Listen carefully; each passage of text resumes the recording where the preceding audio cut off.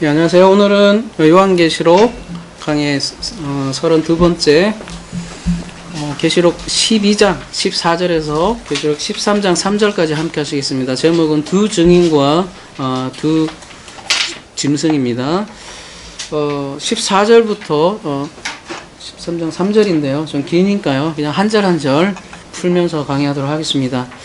먼저 지난주 우리 13절 말씀을 잠깐 살펴보도록 하겠습니다. 용이 자기가 땅으로 내쫓긴 것을 보고 남자를 낳은 여자를 박해하는지라. 우리 지난주 시간 박해에 대한 의미를 알아보았습니다.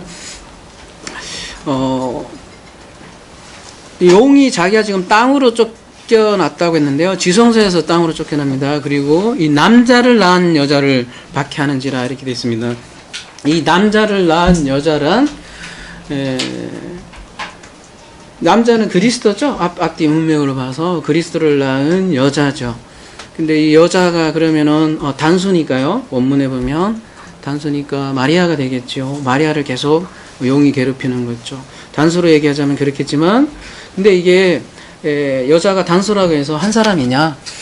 여러분, 이게 C라는 스페르마라는 단어도 보면 단수지만 계속 집합명사라고 해서 전체를 이렇게 통으로 얘기하는 여자의 후손할 때 단수거든요. 창세기 3장 15절에서도. 근데 그 한 사람만 하는 게 아니라 계속 여자의 후손으로 나오는 그 복합 집합명사로도 사용하거든요. 그래서 그리스도를 낳은 교회라고 볼 수 있을 것 같고요. 남자를 낳는다는 말은 그러니까 아브라함이 이삭을 낳는 것과 같다는 거예요. 그러면 그 아브라함은 이삭을 낳으면서 진리를 깨달았잖아요. 우리에게 있어서는 어때요? 그리스도의 영으로 부활한 사건입니다. 그래서 그리스도의 영으로 부활하면 그 그리스도의 영이 우리를 인도하는 거예요. 그러면 그때부터 핍박이 있는 거예요. 아무나 핍박. 그전에는 핍박도 필요 없겠죠. 뭐 같으니까요. 뭐 세상의 가치관과 같으니까 다를 것도 없으니까 싸울 일도 없죠. 내 안에 쉽게 얘기해서 머리에 지진 날 일도 없고 그렇게 가면 되지만 그리스도의 영이 오면 계속해서 이 비질레 영과 싸우게 되어 있습니다. 그래서 여러분 머리가 어떨 때는 복잡할 수도 있고 그렇습니다. 성경에서 말하는 하늘이라는 그래서 이렇게 의식의 영역이에요. 근데 땅은 그 의식이 물리적 영역에서 이렇게 펼쳐지는 거거든요.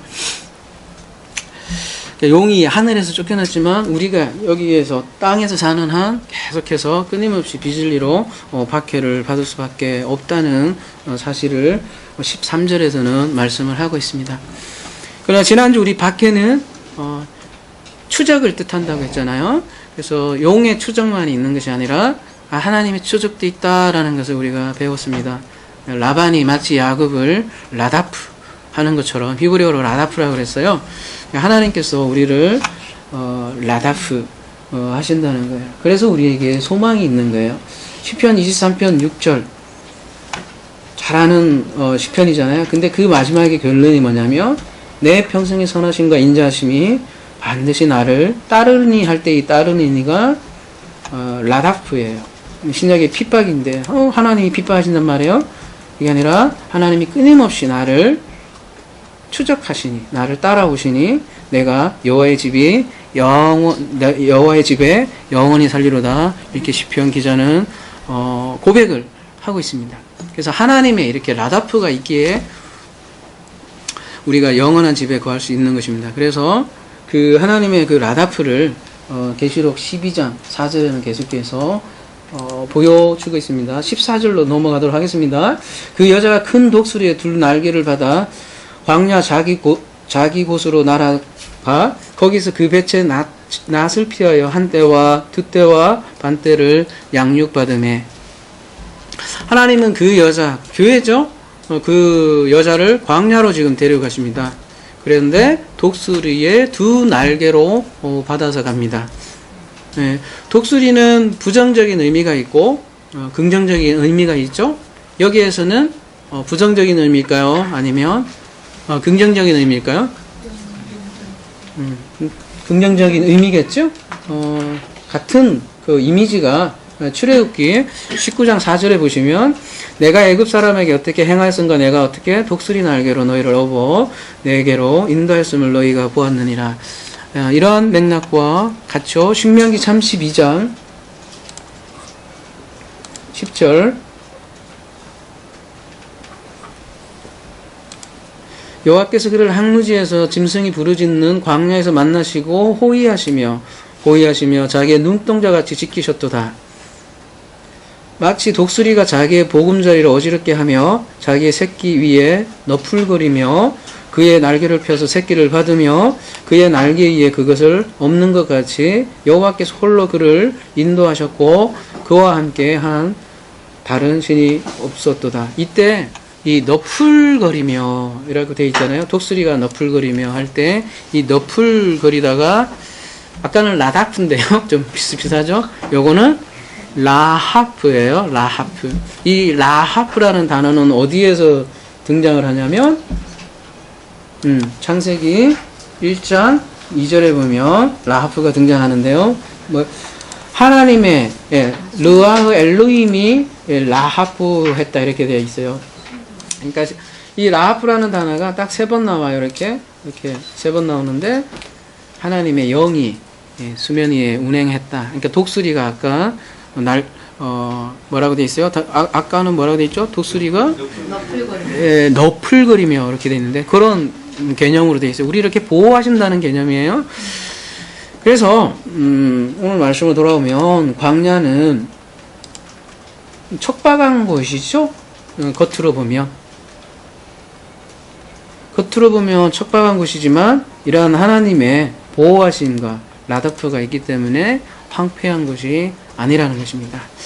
그래서 많은 성경의 주인공들을 보면 꼭 이렇게 광야에서요 고생을 해요. 광야에 지나가지 않고 가나안을 들어갈 수 없는 것 같아요. 모세도 보면 잘 나가던 왕자 시절이 있었고 그 이후에는 어때요? 40살 이후에는 미디안 광야에서 몇 년간요? 40년간을 그렇게 고생을 하죠. 그걸 그대로 받아서 이스라엘은 몇 년간 광야에서 40년간 그렇게 고생을 하죠. 엘리야도 마찬가지로 그리시네가에서 고생을 좀 하고 세례 요한도 어디에서? 광야에서. 사도 바울도 어때요? 진리의 빛을 받고 나서 바로 사역을 했습니까? 아니면 어디로 가요? 갈라디아서 1장 17절에 의하면 아라비안 광야에 이렇게 3년의 세월을 보내죠. 그래서 그런 기간을 14절에서는 한때, 두때, 반때라고 지금 표현을 하고 있고요. 연으로 얘기하면 3년 반이 되겠죠. 그 다음에 14절 계시록 12장 6절에 보면 한때, 반때, 두때를 뭐로 표현해죠? 1260일로 이렇게 표현하는데 같은 장면이에요. 그래서 이 예수님의 공생애가 몇 년이죠? 흔히 3년 반이라고 하죠. 저스트라고 얘기하기보다는 이런 의미가 있기 때문에 3년 반이라고 할 수 있겠고 엘리야도 그래서 몇 년이에요? 엘리야도 3년 반. 바울도 어떻게 보면 3년이지만 3년 반의 의미를 그대로 가지고 있는 것이겠죠. 그래서 왜 3년 반이냐? 이 7의 어떻게 보면 절반수인데 짧은 기간이에요. 하나님이 정하신 짧은 기간. 우리가 천년왕국 할 때 천년은 상당히 긴 기간에 비한다면 이 광야의 기간은 짧은 기간을 얘기하는 거죠. 그나마 다행이네요. 평생 광야면 어떻게 하겠어요? 못 살잖아요. 우리 연약해서 죽지 않을 만큼만 담그신다 이거잖아요. 마가복음 6장 35절 함께 보도록 하겠습니다.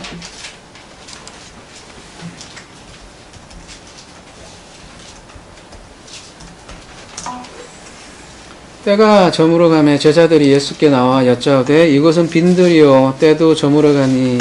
지금 이게 오병이어 사건의 배경이 되거든요. 그때 이제 개혁에는 빈들이라고 했는데 이 빈이 이 에레모스라고 되어 있습니다. 이 에레모스가 척박한 곳, 한적한 곳, 광야입니다. 그래서 오병이어 사건의 배경이 지금 그러니까 오병이어 사건을 일으키고 그 장소가 빈들이라고 이렇게 얘기를 하는 거는 지금 마가복음이죠. 마가가 얘기하는 거는 지금 오병이어 사건을 통해서 그 광야, 그러니까 출애굽 사건을 지금 연상하게끔 의도적으로 장소를 이렇게 묘사를 하는 것이죠. 근데 출애굽 때 만나 사건을 통해서 알려주신 것이 뭐죠? 결국 말씀으로 양육하는, 아까 계시록의 말씀하고 똑같죠. 말씀으로 양육하기 위해서 만나 사건을 이런 게 그처럼 오병이어 사건도 마찬가지로 말씀을 가르쳐주는 사역이었죠. 그래서 요한복음에는 보면 자세하게 풀어주시죠. 15절로 넘어가도록 하겠습니다. 여자의 뒤에서 뱀이 그 입으로 물을 강같이 토하여 이 여자를 물에 떠내려가게 하려 하되. 왜 뒤에서 여자가 그 용이 물을 토합니까? 너무 쉬운 질문, 뭐 이상한 질문인가? 앞에서 막 그 물을 쏟으면 안 돼요? 왜 뒤에서라는 말을 썼을까요? 뱀이 앞에서 토할 수도 있잖아요. 아니면 그냥 뱀이 토하여 이렇게 얘기도 되는데, 지금 오피소라고 되어 있는데 뒤에서 이렇게 그 입에 물을 광같이 토한대요. 왜 그럴까요? 그게 라다프 개념이에요. 계속 뒤에서 추적을 하니까, 추적을 하면서 계속 뒤에서 이렇게 공격을 해야 될 거 아니에요. 라다프를 이해하면, 핍박을 이해하면, 이 표현을 왜 뒤에서 했다는 걸 우리가 알 수 있겠고요. 그러면은 끊임없이 따라가는 거죠. 그러면서 하는 일이 뭐예요? 그 입으로 물을 강같이 토한다는 거예요. 그러면 이게 무슨 뜻일까요? 입은 말과 관련이 되어 있잖아요. 그리고 물은요, 뭐가 관련이 되어 있어요? 말씀과 관련이 되어 있고, 그 말씀을 그러면 강같이 토한다는 것은 무슨 뜻일까요? 강은 두 가지로 볼 수 있어요. 하나는 물이 굉장히 많은 것을 뜻할 때가 있고요. 또 하나는 생수의 강같이 흘리리라 이렇게 얘기할 때는 진리의 말씀으로 얘기할 수 있고요. 그러니까 양이 굉장히 많은 거예요. 그러니까 물을 강같이 토한다는 얘기는 이 입으로 말을 막 하긴 하는데 어떻게 되는 거예요? 굉장히 많은 비진리의 말들로 계속 어떻게 되는 거예요?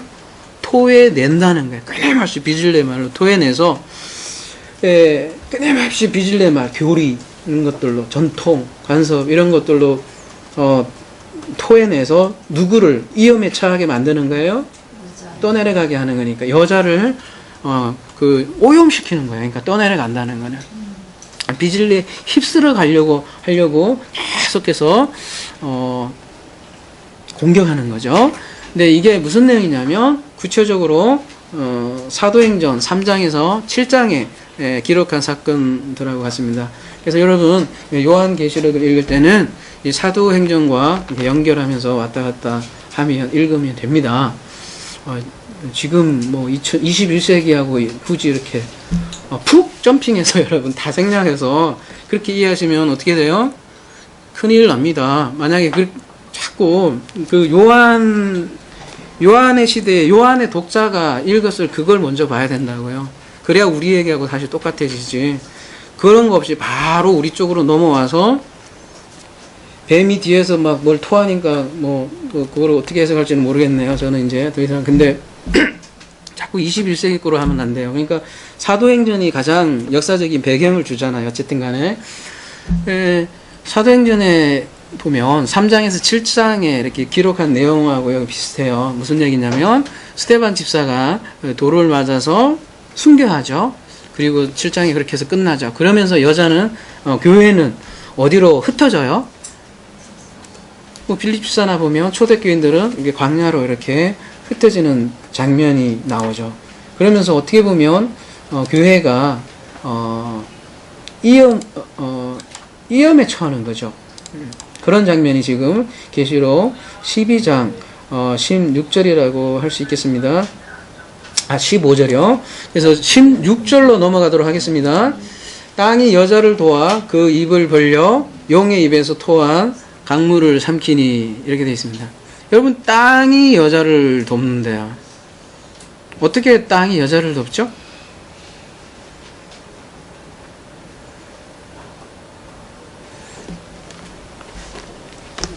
그러니까 그러니까 이게 어떤 여러분 장면이 연상되잖아요. 땅이 딱 벌어져 갖고 그 용의 입에서 이렇게 토한 것을 땅이 어떻게 해요? 쫙 받아갖고 뭐 그런 얘기인가요? 막 그 뭐 영화 같은 장면 그런 걸 얘기하는 걸까요? 우리가 그래서 성경을 봐도 항상 그 안에 진의를 봐야 될 것 같아요. 영화를 봐도요. 영화를 보면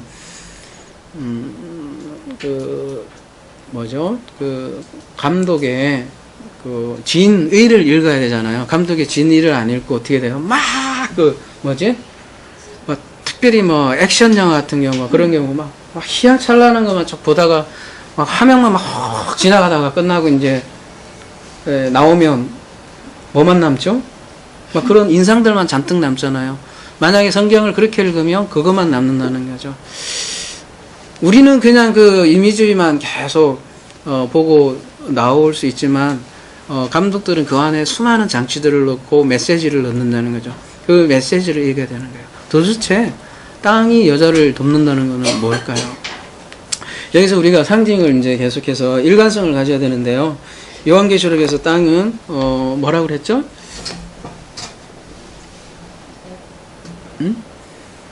주로 뭐 성전으로 얘기하면 뜰을 얘기한 거고 땅은 구체적으로 이스라엘을 이렇게 비유를 한다고 했잖아요. 네, 바다는 이방으로 많이 표현을 하고요. 그래서 그러면은 이스라엘이 지금 돕는다는 얘기예요. 예, 지금 이 얘기는 그러면 사도행전을 아까 제가 말씀을 했잖아요. 아까 스테반이 돌에 맞아 죽고 8장의 교회가 흩어지고 이스라엘에서 나온 누군가가 지금 교회를 돕는 장면인 거예요. 그러면은 그 이스라엘 출신의 누군가가 교회를 돕는다. 그럼 누굴까요? 사도행전의 문맥으로 보시면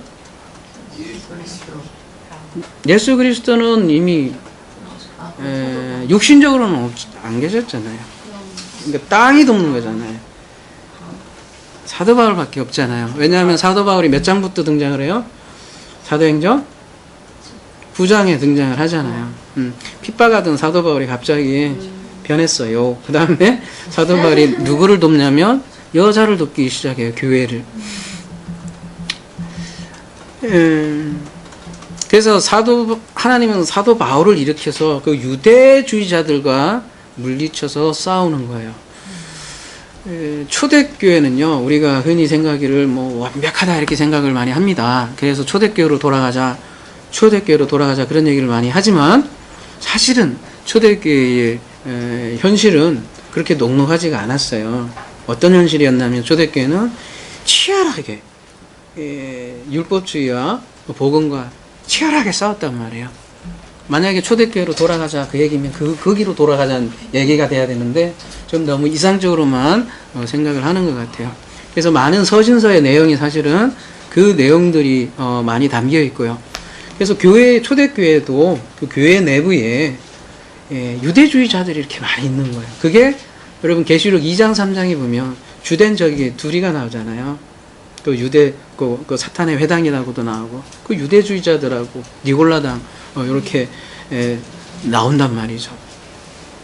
그래서 지금 땅이 여자를 돕는다는 것은 사도 바울이 교회를 도와서 진리로 싸워서 이기는 장면이라고 알 수 있습니다. 17절, 그러니까 이런 거 갖고 소설 쓰면 안 돼요. 17절, 용이 여자에게 분노하여 돌아가서 그 여자의 남은 자손 곧 하나님의 계명을 지키며 예수의 증거를 가진 자들과 더불어 싸우려고 바다 모래 위에 서 있더라. 이거는 좀 언어로 좀 볼게요. 남은 자손과 더불어 이렇게 되어 있잖아요. 이 남은 자손이 아까 우리 얘기했던 그 스페르마예요. 이 스페르마는 항상 이게 단수로 쓰이잖아요.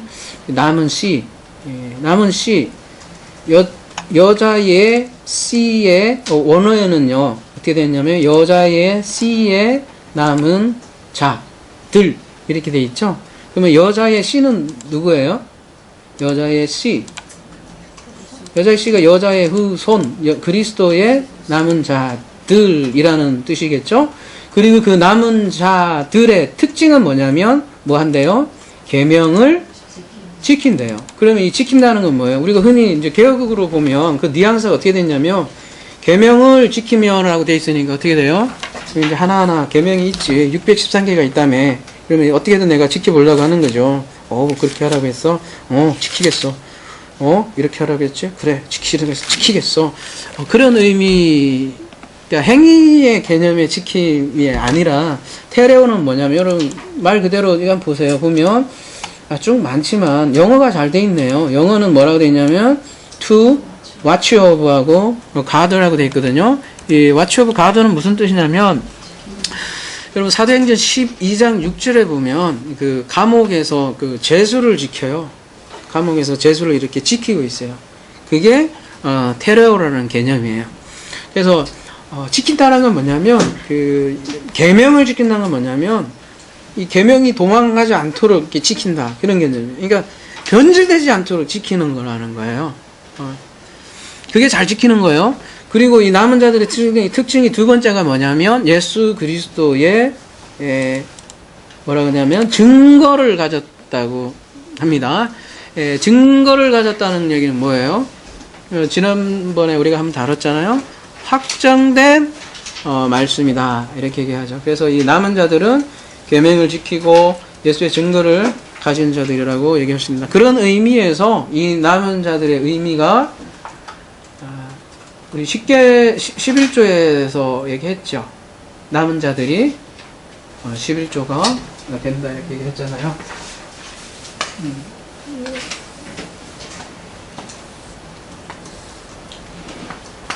애굽 땅은 어떤 땅이에요? 여러분? 특징을 짓는다면? 여러분 그 출애굽기에 보면 애굽에서 어떤 일이 대거로 등장을 해요? 주로? 불신자들에게는 재앙이 될 거고 표적이 될 거고 이런 땅이죠.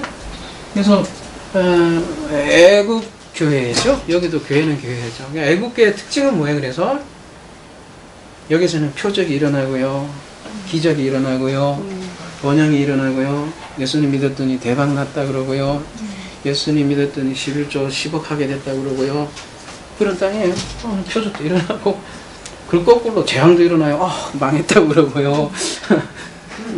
그런 땅인데 여기에서 하나님이 빼내시잖아요. 빼내시면 그 다음에 이제 뭘 받죠? 10 계명을 받잖아요. 10 말씀을 받잖아요. 말씀.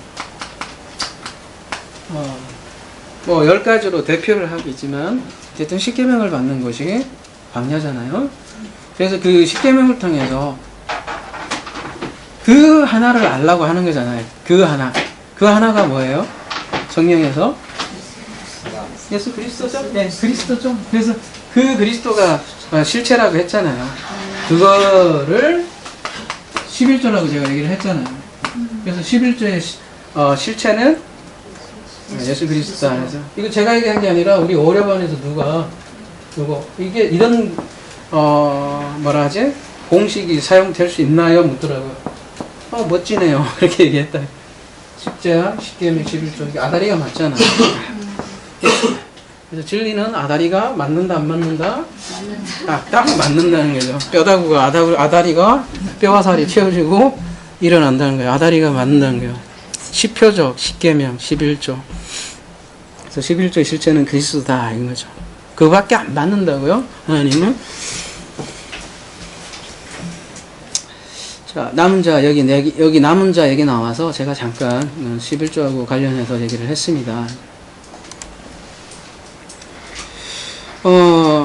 18절로 넘어가도록 하겠습니다. 17절이네요. 용이 여자에게 분노하여 돌아가서 그 여자의 남은 자손 곧 계명을 지키며 아까도 17절이었네요. 머리야. 그래. 바다 모래 위에 서 있더라. 이 부분 한번 생각합시다. 그 용이 지금 남은 자들과 싸우는데 바다 모래 위에 서 있대요. 모래 위에 서 있다 그래요. 모래 위에 왜 모래 위에서 서서 싸울까요? 그가 싸우기 좋아서요? 아니면 여러분 전쟁 영화 많이 봤는지 모르겠지만 막 모래에서 뭐해서 싸우던가요? 아니면 적벽대전 2 이런 거 되게 좋아하는데 적벽대전 2 보면 장면이 어마어마하게 웅장하고 막 끝내죠. 막 그 거북전 해갖고 탁탁탁 하는데 바다에서는 안 싸우더라고요. 제가 보니까. 물론 이제 해전은 이렇게 하긴 하는데, 보디, 주로 싸우는 것은 평지나 이렇게 요지에서 싸우는데, 지금 여기에서는 그런 전쟁을 얘기한다는 것보다는 그 바다나 모래에 대한 메타포가 있다는 거죠. 성경에서 바다는, 주로 제가 계속 얘기하잖아요. 뭘 상징한다고 그랬죠? 이방인을 상징하기도 하고, 여기가 바다잖아요. 자, 하늘. 땅, 여기가 바다잖아요. 여기는 적어도 이제 하나님의 말하자면 교회로 들어온 존재들인데, 네, 여기는 뭐 아예 그냥 이 언약 개념도 없는, 그래서 아예 그냥 여기는 혼돈하고 무질서한 그런 데가 바다라고 하고, 그거의 제일 밑바닥은 뭐라 그래요? 심연. 그거를 무적행이라고 하잖아요.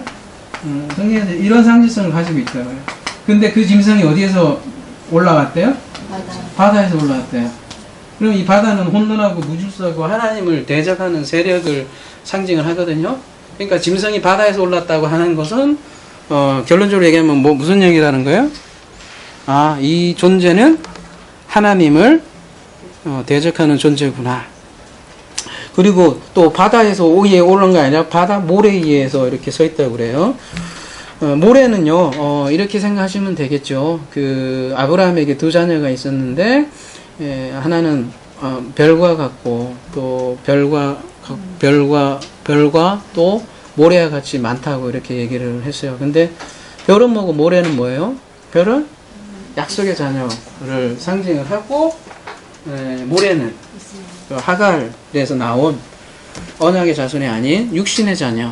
우리가 육신을 가지고 낳은 모든 것들이 모래라고 이렇게 표현을 하죠. 갈라디아서 4장에서 그래서 두 여인을 갈라서 얘기를 하기도 하고요. 그러니까 지금 짐승이 바다 모래에 의해서 올라왔다는 것은 그 약속의 자녀하고 지금 싸우려고, 남은 자들하고 싸우려고 육신의 자녀, 그러니까 육신의 자녀에 의해 뱀의 후손들 위에 서 있으면서 그들과 함께 연합해서 지금 싸우려고 딱 준비하고 있는 거죠. 그리고 계시록 13장으로 넘어가도록 하겠습니다. 이 계시록 13장이 아마 거의 굉장히 계시록 전체 구조상 굉장히 중간에 있는데 굉장히 중요한 본문이죠. 그래서 우리가 말도 많고 털도 많은 본문이기도 하고요. 내가 보니 바다에서 한 짐승이 나오는데 뿔이 열이요 머리가 7이라 그 뿔에는 10왕관이 있고 그 머리들에는 신성모독하는 이름들이 있더라. 지금 13장에는 지금 두 짐승이 나옵니다. 결론적으로 말씀드리면 오늘 제목이 왜 그렇게 잡았냐면 이 두 짐승은 이 두 증인과 맞서는 존재죠. 그러니까 이 두 짐승은 두 증인하고 반대예요, 정확하게. 두 증인은 누구라고 그랬죠? 저희가 또 이 두 증인 갖고 보면 해석하는 사람들 보면 꼭 자기가 두 증인이래. 그래갖고 누구가 첫 번째 증인이고 자기가 두 증인을 꼭 자기가 이렇게 딱 취해갖고 쓴다는 거예요. 두 증인이 누구예요? 그 하늘의 영역에 있는 존재들을 얘기한다 그랬잖아요. 하늘에 있는 그 교회들이 두 증인이고, 궁극으로 두 증인은 누구냐면 성경에서 예수 그리스도하고 또 예수 그리스도의 영인 성령, 그러니까 예수와 성령을 두 증인이라고 하죠. 그래서 이 두 짐승이 예수와 성령과 어떻게 관련이 되어 있는지 이제 한번 알아보도록 하겠습니다. 지금 이 두 짐승은 하늘에 속하지 않고 땅과 지금 계시록 13장 1절은 바다에서 올라오잖아요. 나중에 보면 땅 짐승은 땅에서 올라온다고요. 그래서 바다에 왔다는 것은 아까도 말씀드렸듯이 하나님을 대적하는 어떤 세력이라는 걸 알 수 있고요. 그래서 2절 내가 본 짐승은 표범과 비슷하고 그 발은 곰의 발 같고 그 입은 사자의 입 같은데 용이 자기 능력과 보좌와 큰 권세를 그에게 주었더라. 일반적으로 적그리스도를 악의 화신으로 많이 생각하는 것 같아요. 무슨 얘기냐면 어떤 단일 인물로 생각을 많이 하는 것 같습니다. 그래서 아까 뭐 두 증인도 내가 그 중에 하나야 이렇게 생각하는 것처럼 저 것을 딱 한 사람으로 많이 찍어서 얘기를 많이 하는 것 같습니다. 예를 들면 그 종교개혁이 16세기에 일어났는데요. 잔 칼빈하고 뭐 루터나 말틴 루터나 또 누구예요? 존 낙스 같은 사람들은 누구를 적그리스도로 찍었어요? 로마 제국에서 나온 로마 교회 그리고 그 수장인 로마 교황을 적그리스도로 보았거든요. 그러면 그전에는 적그리스도가 없었던가요? 어때요? 만약에 로마 교황이 적그리스도라면 로마 교황이 언제 생겼어요? 적어도 그레고리 하면은 한 5세기나 돼서 6세기 정도 돼야 그레고리 좀 돼서 나왔다고요. 그러면 요한 1세는 이미 적그리스도는 있다고 얘기를 하잖아요. 그렇게 자기 시대에 맞춘다는 거예요. 예, 생각해보세요. 종교개혁 시대 누가 그렇게 괴롭혔겠어요, 자기를. 교황이 얼마나 힘들었겠어요. 이렇게 자기를 이단으로 하고 죽이려고 하고 하니까. 근데 이제 그 종교개혁 시대를 지나니까 누가 또 적그리스도로 떴어요? 그렇죠. 이제 2차 세계대전이 나오니까 아돌프 히틀러가, 그 다음에 또 공산주의자들이 이제 요즘 보수주의자들이 막 적그리스도 얘기 많이 하잖아요.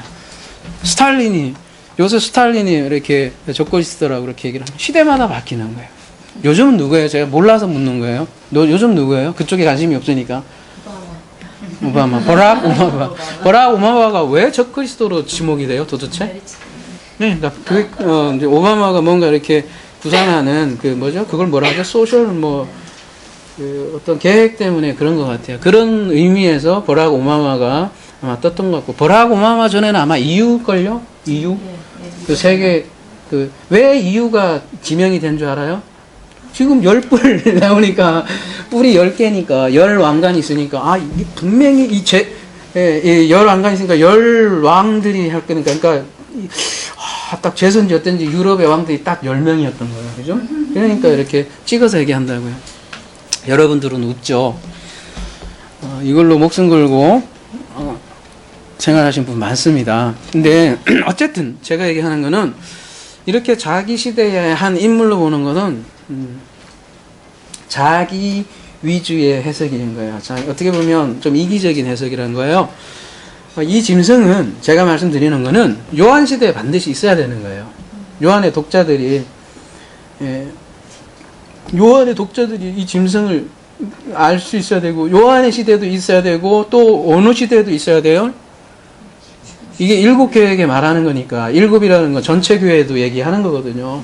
요한의 교회에게도 얘기하고 우리에게도 말하자면 똑같이 영원히 적용되는 진리거든요. 그러니까 버락 오바마는 지금 죄송합니다. 여기 워싱턴에서 이 새끼 할까봐 겁나네. 그거 보호하는 거예요. 근데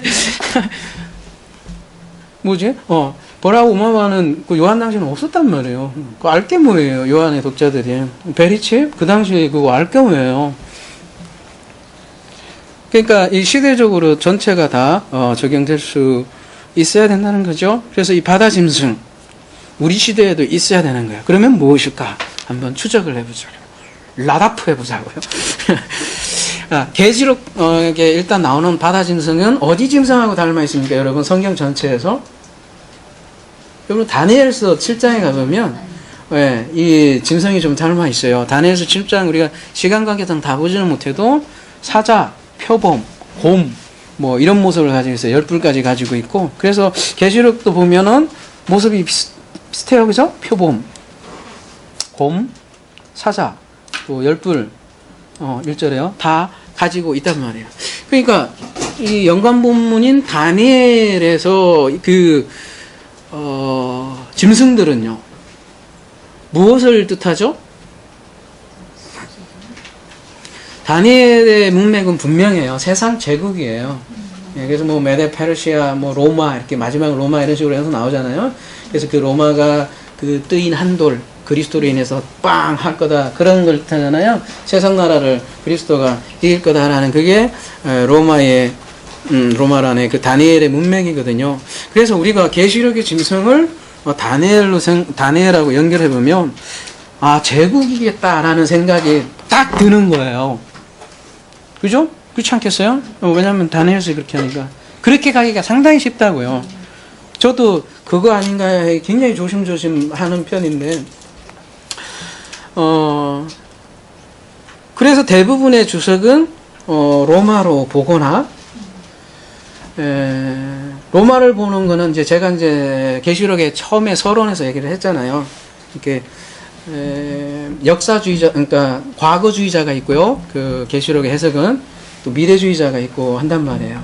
그러니까 미래주의자들은 앞으로 일어날 일들을 바라보는 거고, 과거주의자는 이미 과거에 실현됐다고 보는 거라고 제가 말씀드렸죠. 과거주의는 그러니까 과거에 실현됐으니까 로마로 보는 거고, 미래주의자들은 아직도 그 적그리스도는 와야 돼. 그러니까 로마라고 안 보고 뭘로 봐요? 계속 세상 나라로 보는, 그렇게 보는 거예요. 어쨌든 뭐든 간에 둘이의 공통점은 세상 나라 아니면 로마. 공통점은 세상 나라라는 거예요. 세상 나라로 대부분은 보고 있는데, 그래서 우리의 적이 누가 되냐면 세상이 되는 거예요. 그래서 그 세상에서 나오는 것들을 유심히 봐요. 그래서 그 세상에서 나오는 거 유심히 봤더니 베리칩이 하나 있는 거예요.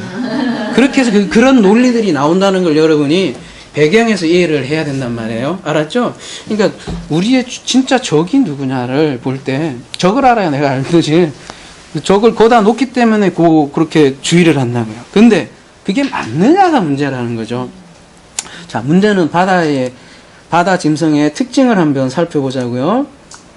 제가 여러분에게 아주 친절하게 도표로 이렇게 만들어 왔습니다. 나중에 밴드에다가 올려드릴게요. 찍지 마세요. 오전에 막 찍더라고요. 바다진성하고 딴진성하고 제가 딱 이렇게, 일단 바다진성하고 딴진성이 둘이가 이렇게 왼쪽 오른쪽에 이렇게 둘이 비슷하다라는 것. 그러니까 땅진성하고 바다진성은 아주 둘이 짝짝꿍이라는 것, 여러분이 1차적으로 이해를 하시고요. 첫 번째, 바다짐승은 요한계시록 5장 6절에 이 존재를 굉장히 흉내내고 있더라는 거예요. 그러면 요한계시록 5장 6절은 어떤 존재예요? 또 내가 보니 보좌와 네 생물 장로들 사이에 한 어린 양이 서 있는데, 이 어린 양은 예수 그리스도죠. 예, 우리 계시록 5장 6절 이미 주의했잖아요. 근데 일찍이 죽임을 당한 것 같더라 이렇게 돼 있어요. 죽었다가 살아났잖아요. 자, 이렇게 계시록 5장 6절과 지금 바다짐승이 얼마나 계시록 바다짐승이 계시록 5장 6절을 패러디하고 있는지를 여러분이 한번 보세요. 첫 번째, 예수님은 죽임을 당했다가 살아났죠. 근데 짐승은 어때요? 3절, 온 땅은 바다 짐승의 머리 하나가 되어 죽었다가 회복되자 놀란 거죠. 죽었다가 살아나는 게 3절에 나오고요. 또 예수님은 지금 17뿔 7눈, 즉 7눈은 7영인데요. 7뿔 7영을 가졌다고 하는데 짐승은 뭐라 그래요? 7머리와 10뿔을 가졌다고 지금 갖고 있어요. 흉내내고 있죠. 그 다음에 지금 용이 바다 짐승에게 권세를 줬죠. 용이 더 대빵인가 봐. 모르겠어요. 근데 용이 바다 짐승에게 권세를 줬는데, 여러분 성경에서 보면 예수님께서 죽으시고 부활하셔서 승귀라고 하죠. 그걸 신학적으로는 높임을 받았다 해서 아버지가 아들에게 권세를 줬다, 이런 말들이 많이 나와요. 그러니까 아들은 아버지에게 권세를 받는 거예요.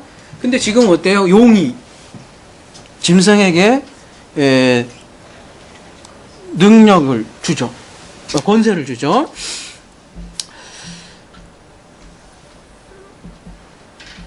그리고 2절에 보시면, 그래서 그렇고, 그리고 이 짐승이 그러니까 왕으로 등극을 하는 거예요. 짐승이 왕으로 등극하는 거예요.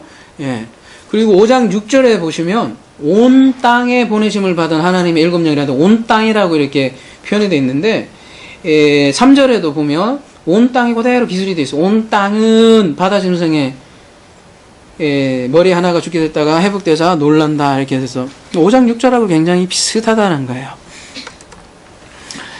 그리고 땅에서 올라온 짐승들을 하려면 특징을 한번 보세요. 뭐래요? 어린 양처럼 두 뿔을 가지고 있어요. 자, 겉모습은 어린 양의 모습을 가지고 있고 두 뿔을 가지고 있는데, 말은 무슨 말을 해요? 4절에 보면 미혹하는 말을 하더라 이렇게 나오잖아요. 그러니까 양의 탈을 쓴 거예요. 근데 말은 용처럼 얘기하는 거예요. 용의 말을 하는 거예요. 옛뱀을 대변하는 거짓 선지자들이죠. 그러니까 이 땅 짐승은 누구예요 그러면? 거짓 선지자죠. 예. 다른 영, 다른 예수, 다른 복음을 전하는 거짓 선지자죠. 근데 이 땅 짐승의 주된 역할이 뭐예요? 땅 짐승은 땅에 사는 자들이 죽게 되었던 상처가 낳은 바다 짐승을 숭배하게 만듦. 12절에 보면 이 땅 짐승은 주로 거짓 선지자들은 요 바다 짐승을 숭배하게 만드는 역할을 하는 거예요. 예, 거짓자는 굉장히 분명히 들어가는데 바다 짐승은 지금 아직도 여러분 감이 잘 안 잡히죠? 점점 더 가봅시다. 자, 만약에요, 이 바다 짐승이 대부분이 주의하듯이 세상 나라거나 로마라면요, 여러분 바다 짐승이 로마 황제라면요, 로마 황제는 여러분 예수 그리스도를 흉내냈습니까? 역사적으로 생각해 보시라고요. 여러분 로마 황제가 예수님을 알았을까요? 초기에.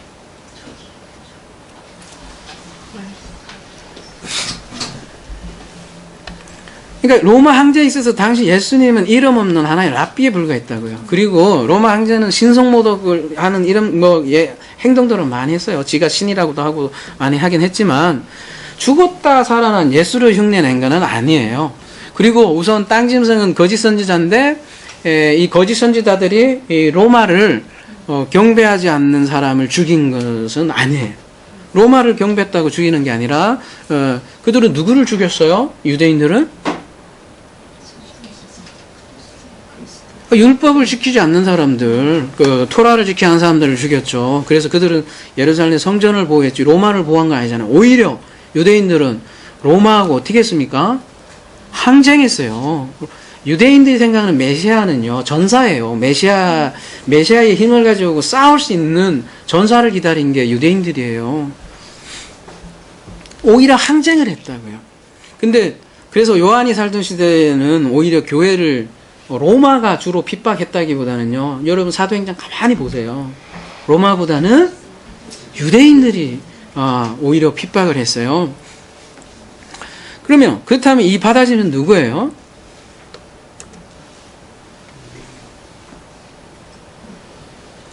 유대인? 그러면 우리 시대, 자 보세요. 그러면 자 요한계시록 20장 10절 한번 가볼게요.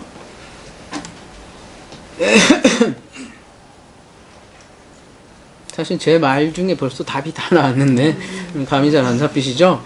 또 그들을 미혹하는 마귀가 불과 유황 못에 던져지니 거기는 그 짐승과 거짓 선지 있어 세세토록 밤낮 괴로움을 받으리라. 자, 여기 3종 세트가 있어요.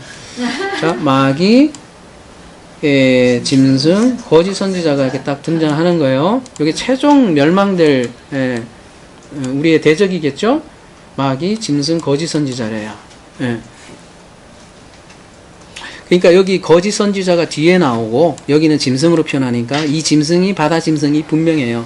그 다음에 이게 땅 짐승이 분명하고 이 마귀는 용이에요. 예, 예, 요 3종 세트예요. 그런데 이 거짓 선지자 역할이 다름이 아니라 이 거짓 선지자 역할이 20절에 10절에 거짓 선지자 역할이 다름이 아니라 요 짐승이라는 이 우상을 만들어서 섬기게 하는 역할이 거짓 선지자인 거예요. 무슨 얘기냐면 요 짐승은 또 이 용의 형태로 나타난 게 짐승이에요. 그러면 이 거짓 선지자들이 유대주의자들이라고 했잖아요. 그러면 유대주의자들의 짐승 곧 우상은 뭐였을까요? 율법. 봅시다. 그냥 율법인지. 여러분 율법은 선합니다. 자꾸 그의 머리 하나가 상하게 하여 죽게 된 것 같더니 그 죽게 되었던 상처가 나음에 온 땅이 놀랍게 여겨 짐승을 따르고 이렇게 돼 있잖아요. 그래서 이 많은 사람들이 이 본문을 네로의 부활 신화로 많이 해석을 해요. 그래서 네로가 죽었다가 다시 살아나는 신화가 있었대요, 옛날에. 그래서 이 신화의 내용은 이런 거예요. 네로가 자살한 게 아니야. 어디 피신해 있다가 그 파르티아 군대를 끌고 와서 로마를 진격을 해서 로마 자기의 왕권을 재회복하겠다는 이런 신화가 그 당시에 있다라는 거예요. 그래서 여기 보면은 죽었다가 살아났으니까 그럴듯 하잖아요. 머리 하나가 상하에 죽게 된 게 사실 살아났으니까 네로가 죽었다가 살아난 로마 신화로 대부분은 해석을 한다는 말이에요. 근데 네로가 공격하기 위해서 다른 나라 군대를 끌고 온다고 왜 믿었냐면요. 그러니까 네로가 마지막에 말년에 황제자리에서 축출당했거든요. 그러니까 로마에 대한 원한이 쌓여서 아마 그럴 것이다 이렇게 얘기를 하는 거죠. 근데 제가 질문은 만약에 이 로마 네로 기한 신화가 맞다면 짐승을 공격하겠죠? 만약에 이 짐승이 로마라면 로마 세력이라면 짐승이 로마를 공격하네? 그러면 이 로마는 심각한 타격을 입겠죠?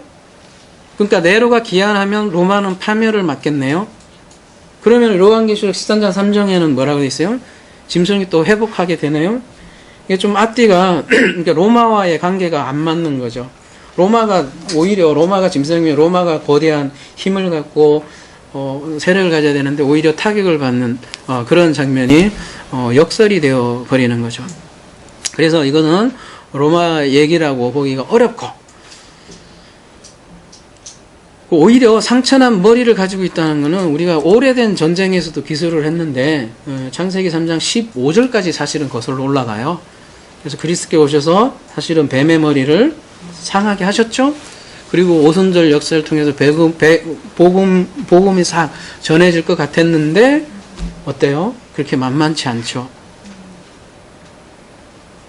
복음이 싹 전할 것 같은데 그렇게 만만치 않은 거예요. 자, 그래서 이 죽었다가 살아난 이 진짜 실체는 뭔가? 이 유대인들이 왜 그렇게 복음이 여러분 이 오순절 돼서 5,000명이나 믿었다며. 근데 이게 쫙 퍼질만도 하잖아요. 근데 왜 이렇게 복음이 안 퍼질까요? 그 당시에 초대교회 때? 사도행전 생각해 보시면 아니 교회에도 왜 그렇게 율법주의가 강성하냐고요. 예수님 복음이 그렇게 얘기를 했는데도 자꾸 희생제사 드리려고 했단 말이에요. 초대교회도 여전히 안식일 절기 먹는 거 갖고 사도바라고 치열하게 싸웠잖아요. 왜요? 뭐가 살아있기 때문에. 그게 오늘 우리 짐승의 핵심이라고요. 바로 헤롯 대왕이 중건한 예루살렘 성전 때문이에요. 이게 왜 죽었다고 살아났냐면 한번 보세요. 솔로몬 성전에는 세 가지가 있어요.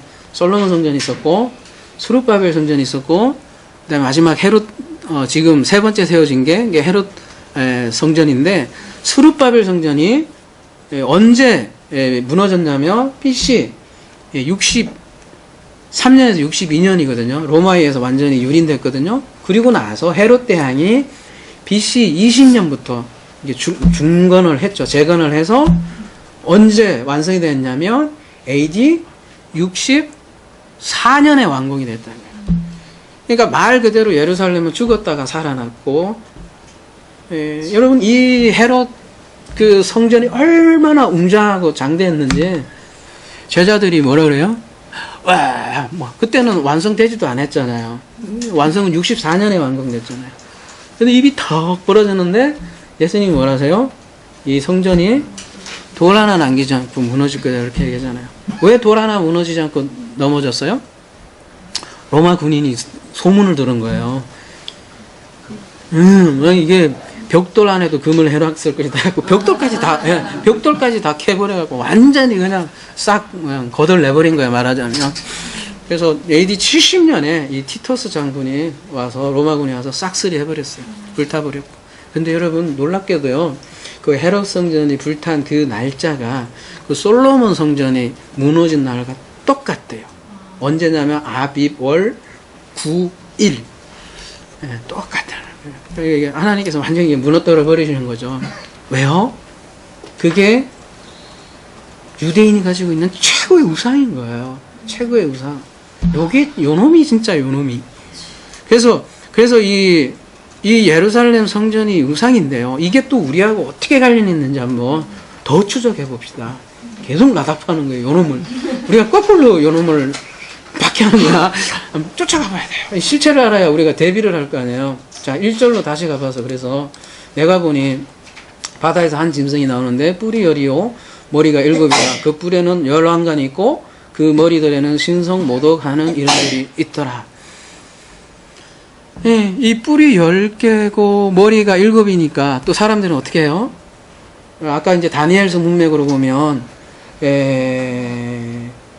머리가 7이니까 7제국으로 보겠죠? 그러면 7제국은 어떻게 돼요? 어떻게 돼요? 기억하기도 힘드네.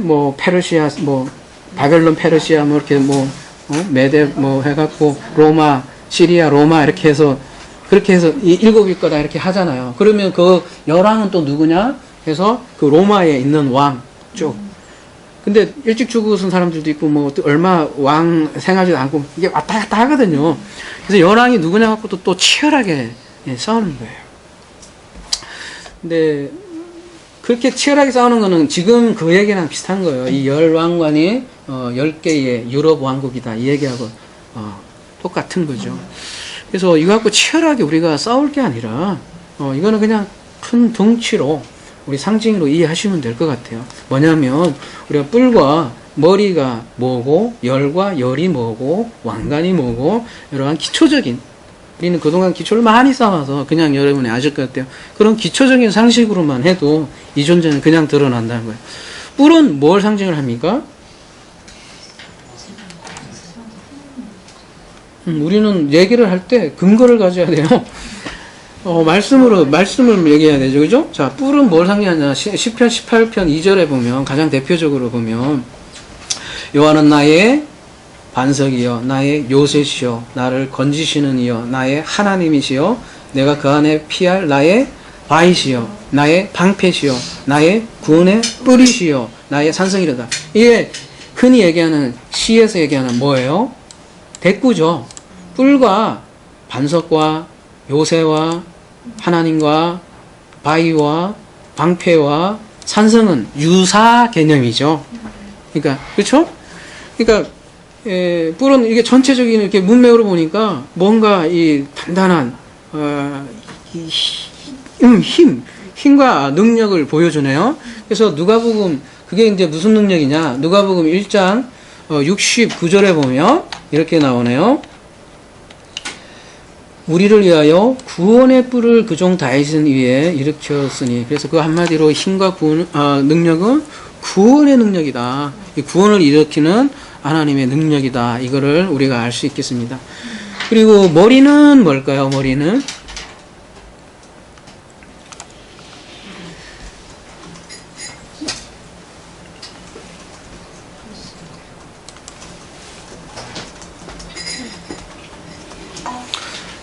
여러분 모르면 그리스도 하면 다 맞아요.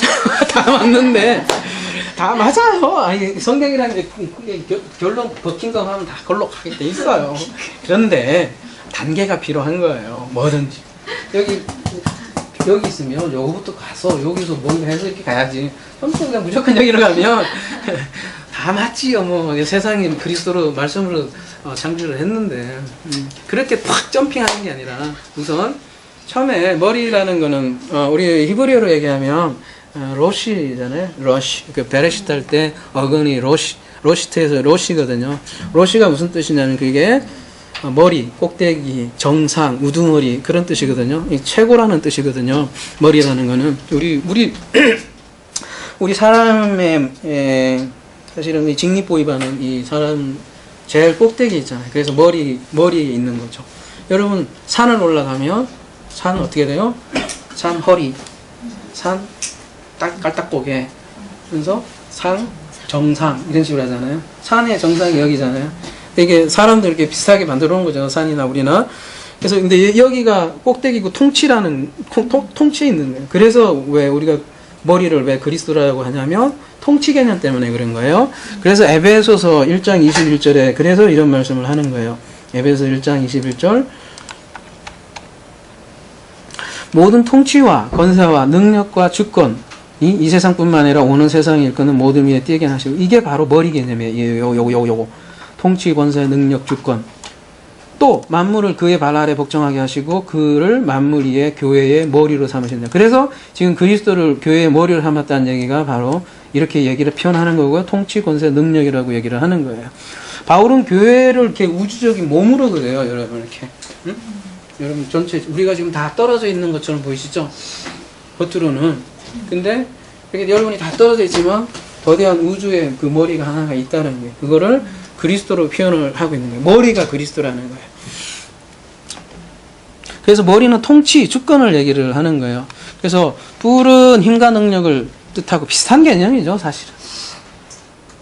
그리고 힘과 능력인데 머리는 통치 개념이에요, 통치. 그래서 2절에 다시 요한계시록 13장 2절에 가보면 요 개념이 그대로 있어요. 제가 다른 소리 하는 게 아니라 2절에 그대로 그 다음에 돼 있다가 용이 뭘 줘요?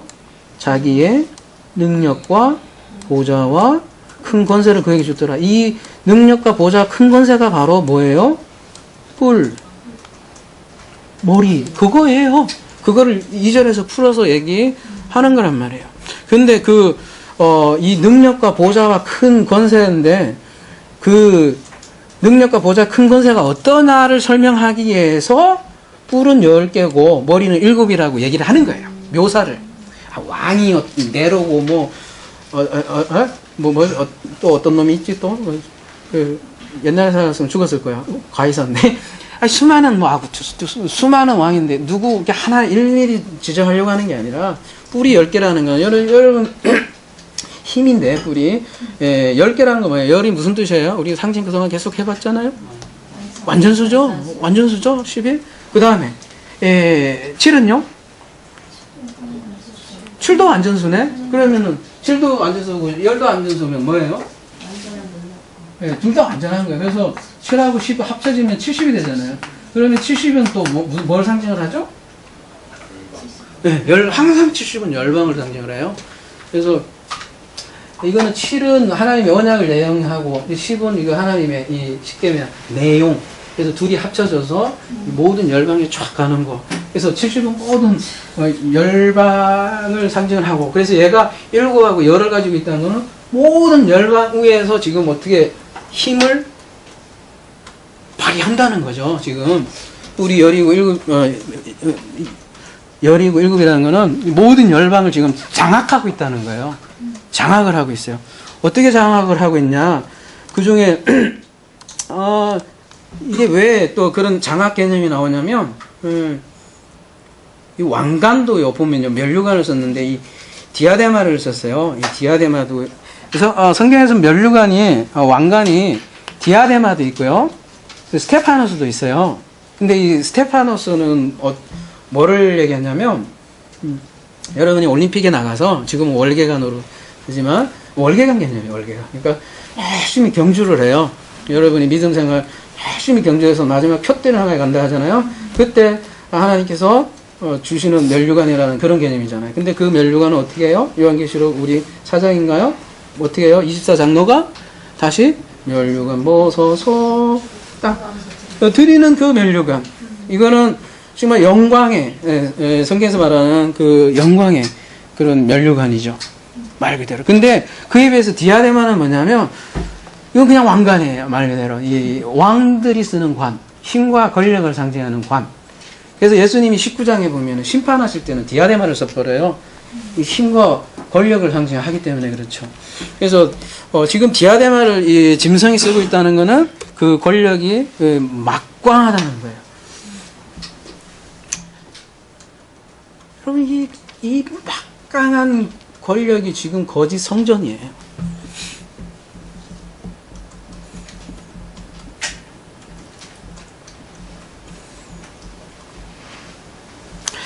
2절이요. 계시록 13장 2절.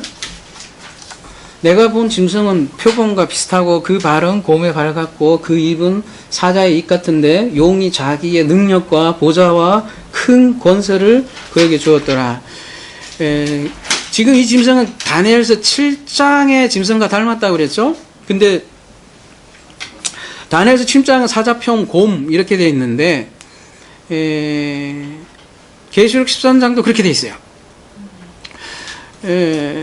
그런데 그래서 이게 세상 제국같이 보이는데 다니엘서 7장의 동물과 계시록 13장의 동물이 뭐가 차이가 나 보여요? 여러분 보여요? 그게? 여기 계시록의 짐승은요 종합 세트예요.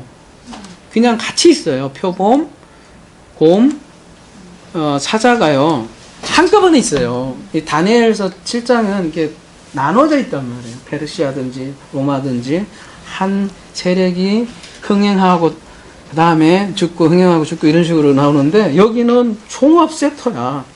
그래서 짐승이 총 출동해갖고 다 뭉쳐있는 거예요. 강력한 거죠. 그래서 세상 제국으로만 볼 수 없는 게 이게 같이 왕창 딱 섞여 있기 때문에 그리고 앞에 쭉 제가 얘기한 전체적인 문맥으로 그렇다는 거예요. 그래서 유사해요. 다니엘서 7장하고 그렇지만 훨씬 더 근원적이고 강력하다는 걸 지금 얘기를 하고요. 그리고 그 강력해진 우상이에요. 이게 강력해진 우상인데 누구한테 권력을 받냐면 용한테 받는다는 거예요. 용은 항상 여러분 그 비진리와 관련이 돼서 예배합니다. 그래서 이게 단순히 정치적인 국가를 얘기하는 게 아니에요. 근데 이제 사람들은 자꾸 이 세상에서 이 적그리스도를 찾으려 한단 말이에요.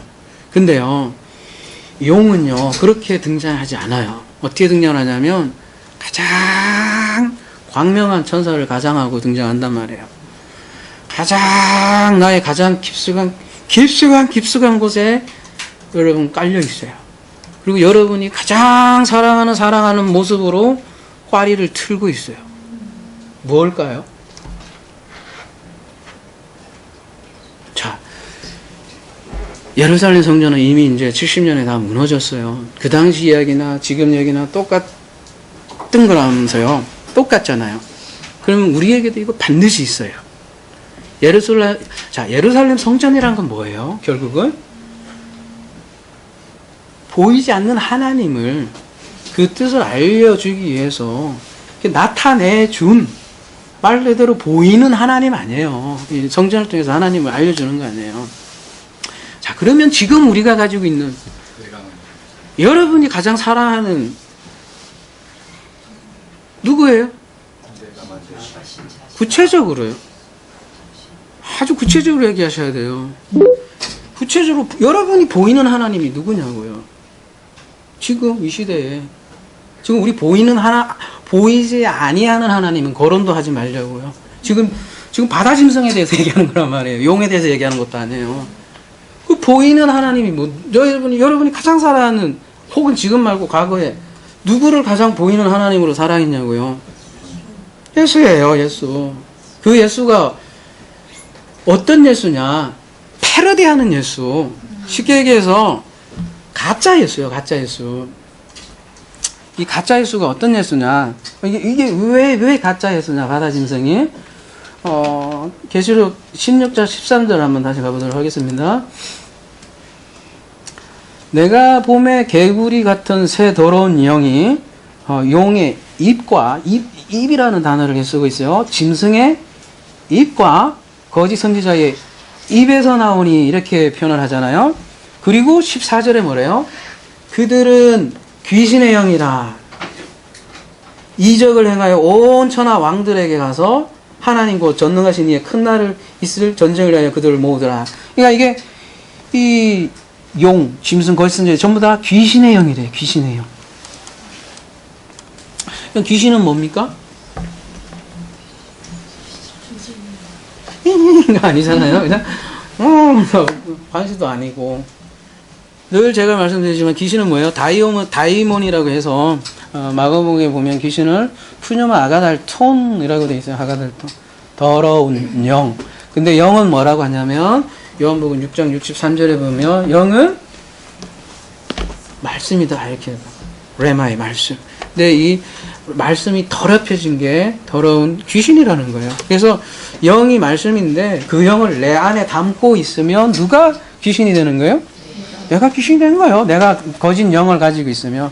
세상에서 생각하는 마귀, 사탄, 귀신 이런 것들은 이런 수많은 문화, 간섭, 전통에서 뭐 여러분 영화, 지금은 뭐 문학, 소설 이런 거에서 섞인 관념들이라고요. 그런 걸로 여러분 대부분 마귀를 생각하지만 그건 통속적인 관념이고 성경에서 얘기하는 사탄 이런 것들은 사탄은 뭐예요? 고소자, 비방자라고요. 구약에 보면 사탄이 전부 다 사람에게 쓰여 있고 욥기에 나오는 거는 그나마 시가에서 나오는 거는 하나님의 검찰총장으로 등장을 한다고요. 하나님의 검찰총장 이쪽으로 이해하시면 된다고요. 30장들은 사탄이 아니라는 거예요. 사타나스 원어로는 사타나스인데요. 대적자 고소자라는 거예요. 그러니까 하나님을 대적하는 거예요. 그게 사탄이고 뭘로 대적하느냐? 그럼 구체적으로 더러운 영으로 대적을 하는 거죠. 그래서 그들은 귀신의 영이다 이렇게 했는데 그들은 비진리의 말이다. 그래서 계속 용의 입, 짐승의 입, 거짓자의 입 계속 입을 강조하면서 이렇게 강조한다는 거예요. 그래서 사복음서에 보면 귀신 얘기가 그렇게 많이 나와요. 구약에 보면 거의 안 나오는데 왜 그래요? 진리가 드러나면 예, 비진리가 그냥 하다하다 하면서 난리 나는 거죠. 예. 진리가 드러나면 어둠이 드러나는 거예요. 그 장면들을 그린 게 신약이고요. 그래서 귀신 쫓는 장면이 굉장히 많은 거예요. 그래서 군대 귀신도 막 나오고 그죠? 2,000마리죠. 그리고 또 마리아는 좀 7 귀신인데 어떤 게 더 많은 걸까요? 2,000마리하고 7 귀신하고? 예? 그러니까 우리가 보면 2,000마리니까 2,000마리 더 많을 것 같잖아요. 근데 7은 뭐라 그랬잖아? 완전수기 때문에 이거 완전 귀신이라고요. 2,000이나 7이나 그래서 같은 거라고 보시면 되는 거예요. 2는 또 하나님을 대항하는 숫자거든요. 거기다 곱하기 1,000이니까 하나님을 대항하는 귀신이 군대 귀신이라고요. 2,000마리가. 아무튼 신약의 귀신이 그런 것들이고요. 우리도 지금 그런 귀신들이 그런 귀신이라고요. 실제로 있는 귀신들이 그런 귀신이고 그런 귀신을 우리가 복음을 알면 제자들이 되면 쫓아낼 수 있다 없다? 그게 진짜 축사라고요. 여러분 진짜 축사가 되어야만 하나님 나라가 임하고 너희가 그 귀신이 나가면 하나님 나라는 어떻게 이미 너희 안에 있다라고 예수님께서 얘기하시잖아요. 자 정리하면 용은요 어떤 동물입니까 여러분? 말 그대로 용은 가상의 동물이잖아요. 안 보여요. 용이 있어요. 그런데도 성경에서 용을 써요. 안 보여요. 용은 그냥 우리가 이미지네이션 하여튼 가상의 동물이에요. 이 가상의 동물이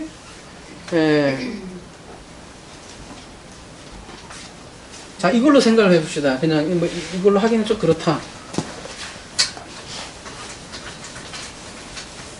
자, 3종 세트가 여기 있어요. 여기 짐승이 있고 거짓 선지자가 있잖아요. 이제 계시록 16장에 보면 요 3종 세트가 있잖아요. 그 다음에 아까 계시록 몇 장이더라? 거기는 여기가 마귀로 나오잖아요. 그게 그놈이에요. 근데 지금 요한계시록 13장은 용 다 나오죠? 근데 용이 누구한테 지금 권력을 줘요? 바다 짐승에게 권력을 주고 요 거짓 선지자는 땅 짐승으로 표현이 되죠? 땅에서 올라온 짐승.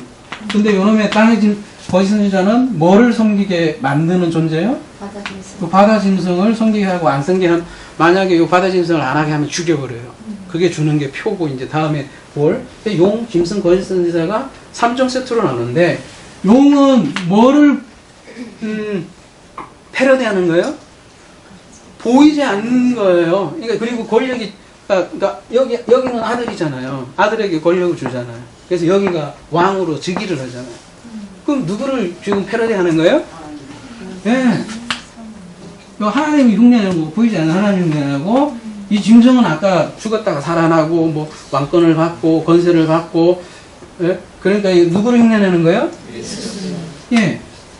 그 다음에 이 거짓 선지자들은 누구를 선전을 해요? 그래서 그러니까 이거 패러디 한다고요. 제가 얘기하는 짐승이 진짜 예수님 얘기한 거 아니에요? 요거라네. 예, 변질된 예수, 다른 예수를 계속 선전하고 알리는 거짓 선지자들이 땅 짐승이라고요. 자, 요한의 시대는 유대인들이 예수님 오시기 전에 계속 그 성전이 그런 역할을 했다면 성전이 파괴되고 나니까 교회에서도 마찬가지로 이제는 그 예루살렘 성전 대신에 똑같이 등장하는 게 누구냐면은 지금은 누구냐? 예수님이에요. 여러분이 가장 사랑하시는 예수가 다른 예수가 되어버리는 거예요. 우상이 되어버린 예수, 그거를 바다 짐승이라고 하는 거예요. 똑같다니까요.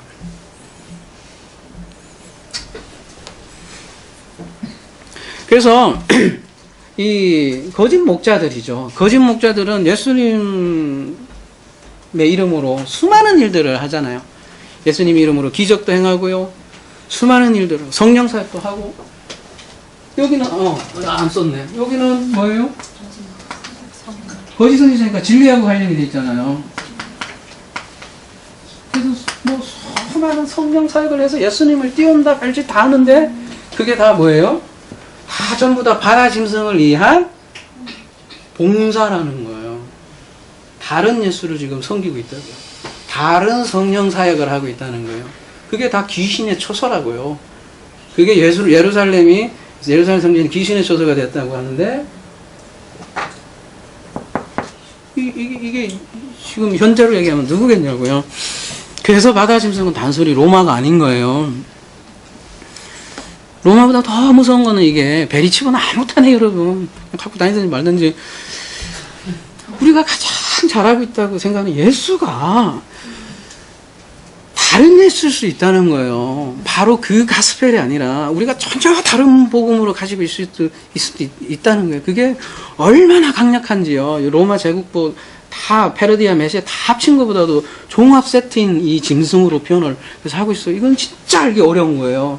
그래서 요한계시록 13장에 마지막에 보면 지혜 있는 자는 그 숫자를 보라는 게 지혜 있는 자가 보는 거예요. 여러분 지혜 없는 자도 베레치분 다 보면 알아요.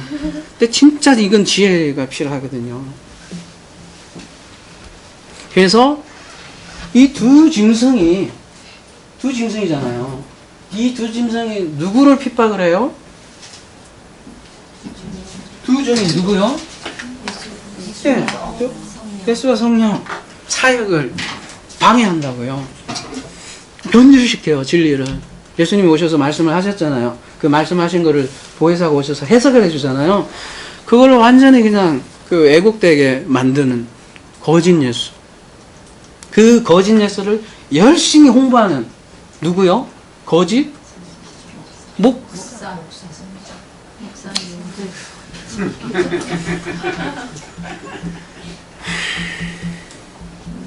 그래서 우리 싸움은요 로마가 아니라 그래서 에베소서 2장 2절에는 그래서 이런 얘기하는 거예요. 그때 너희는 그 가운데서 행하여 이 세상 풍조를 따르고 공중 권세 잡은 자를 따랐으니 지금 곧 불순종의 아들을 가운데서 역사하는 영이라. 그래서 우리가 싸우는 그 주체는 공중 권세 잡은 자인데 이 공중 권세자가 바로 이 두 짐승이에요. 그래서 이 두 짐승은 용을 위해서 또 활동을 하고요. 말씀을 좀 결론을 맺겠습니다. 그래서 자꾸 세상 사람이 아니라 교회도 마찬가지예요. 세상에서 자꾸 적그리스도를 외부에서 자꾸 찾으려고 해요. 세상에서 찾으려고 해요. 근데요, 이 용은요, 가장 강명한 천사로 위장을 해서 들어와요. 우리가 가장 사랑하는 거. 그래서 내가 가장 사랑하는 모습으로 꽈리를 탁 들고 그렇게 등장을 해요. 그렇게 만만하지 않아요.